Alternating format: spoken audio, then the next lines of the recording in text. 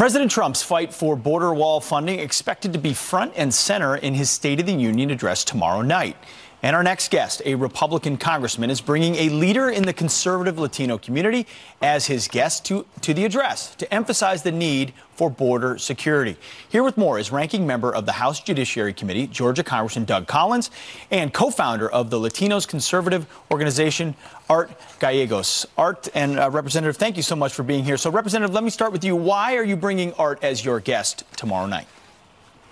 Well, Art just brings a great perspective. His Hispanic background of the Latino community is one that is so many times, as you well know, portrayed in the mainstream media as being against the president or being against what's going on at the border. And that's just not true. What we're seeing here is something that needs to be orderly immigration. But what we just heard, even on the report just before that, saying that they're going to break in or basically come over our border illegally and saying it up front, and somebody like Nancy Pelosi says we don't have a border crisis, there's a problem there. Art, share your story, if you would. Well, my name is Art Gallegos, and you've mentioned it. I'm the co-founder of LCO, Latino Conservative Organization. And my story is basically, you know, my parents immigrated to the United States, you know, orderly with the process, the laws.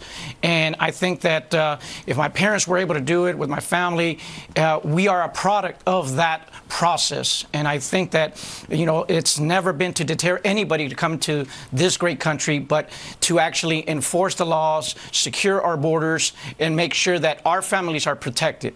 Art, if you would, break down a stereotype for me, because the assumption in the so-called mainstream media is that if the Hispanic Latino community is by default Democrats. I think you feel differently. Yeah, that's that's a complete, you know, sham, because you know, if people really deal with and converse with Latino community leaders, business owners, you know, pastors, which I deal with a lot these days, you will find out they have conservative views.